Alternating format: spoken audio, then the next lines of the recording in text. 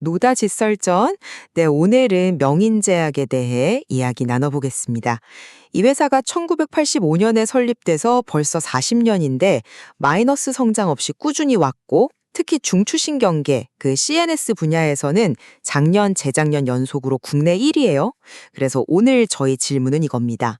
명인제약, 지금의 이 CNS 시장 지배력과 또 신약 개발 투자를 바탕으로 앞으로도 계속해서 높은 성장을 이어갈 수 있을까 하는 점인데요. 저는 명인제약의 지속 성장 가능성 상당히 긍정적으로 보고 있습니다. 저는 조금 다른 생각입니다. 명인제약의 미래에 대해서는 뭐 좀 더 신중하게 접근해야 하지 않나 싶어요. 현재 성과가 뛰어난 건 맞습니다. 하지만 이 성공 방식이 과연 미래에도 그대로 통할까? 이 부분은 다른 시각에서 볼 필요가 있다는 거죠. 물론 면밀히 따져봐야겠죠. 하지만 기본적인 체력 자체가 정말 탄탄해요. 40년 동안 마이너스 성장 없었다는 것. 그리고 작년 매출이 2,694억 원. 근데 더 놀라운 건 영업이익률인데 이게 무려 34.4%에 달한다는 거거든요.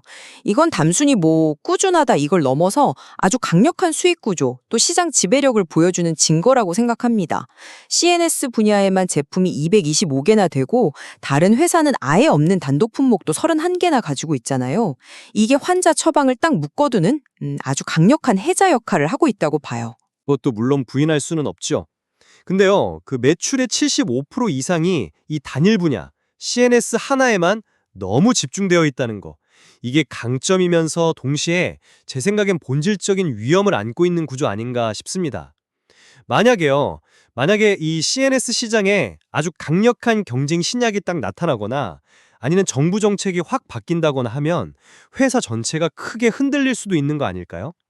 그 2년 연속 1위라는 건 물론 값진 성과지만 특허 만료되면 제네릭 경쟁은 계속 심해질 거고 우선 판매권이라는 것도 결국엔 9개월짜리 한시적인 독점이잖아요. 이런 변수들을 분명히 고려해야 합니다. 이 높은 의존성, 이걸 어떻게 극복할지가 관건 같은데요. 저는 오히려 그 집중도가 전문성이나 깊이를 더해서 경쟁 우위를 확실하게 만든다고 봅니다. 아시다시피 CNS 약물은 환자 충성도가 꽤 높아요. 한번 쓰던 약을 쉽게 바꾸기가 어렵거든요. 그런데 명인제약처럼 이렇게 방대한 포트폴리오를 갖추고 있으면 이걸 더 강화시키는 효과가 있죠. 게다가 미래를 위한 투자도 상당히 공격적입니다. 그 고부가 가치 펠렛 제형 기술 확보했죠. 또 2027년 완공 목표로 국내에서 제일 큰 규모의 전용 공장을 지금 짓고 있잖아요. 이건 단순히 하루 3번 먹던 약을 한 번 먹게 하는 편의성 개선, 이걸 넘어서서요. 복합제 개발이라던가 아니면 CDMO 사업 확장 같은 이런 새로운 성장 기회를 여는 아주 핵심적인 기술이라고 봅니다. 그리고 이탈리아 뉴런사에서 도입한 조현병 치료제 에베나마이드, 이것도 지금 글로벌 3상이 순조롭게 진행 중이고 이게 2027년에 국내 출시되면 상당한 매출 기여를 할 잠재력이 있다고 생각합니다. 펠렛 기술하고 에베나마이드. 둘 다 기대가 큰 만큼 리스크도 그만큼 커 보이는데요. 그 6,000평 규모 펠렛 공장 투자, 이거 비용이 정말 만만치 않을 텐데 연 10%씩 성장한다는 그 펠렛 시장 전망이 과연 그대로 실현될지, 또 CDMO 수주가 계획대로 착착 따라와 줄지, 이거 아직은 미지수 아닙니까? 2027년 완공이면 이제 한 2년 정도 남았는데 그 사이에 변수도 많을 거고요. 에베나마이드 역시 삼상 성공을 지금 단계에서 어떻게 장담하겠어요.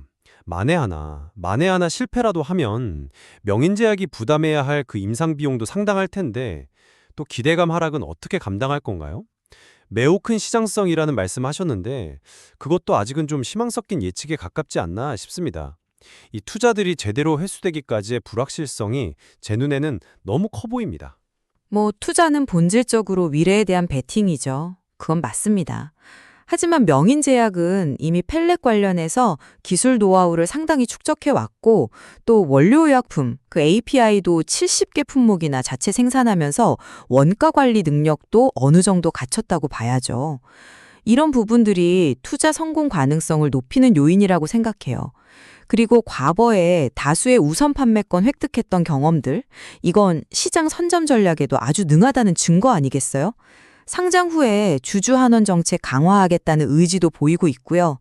저는 성장을 위해서는 충분히 감수할 만한 위험이라고 봅니다. 글쎄요, API 자체 생산 비중이 한 22% 수준이라고 들었는데 이걸로 정말 의미 있는 원가 경쟁력을 확보했다 이렇게 보기는 좀 어렵지 않을까요?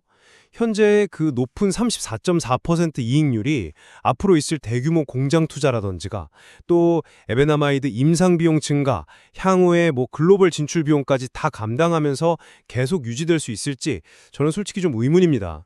그리고 수출 비중이 아직 낮은 것도 장기적인 성장에는 좀 약점이 될 수 있고요.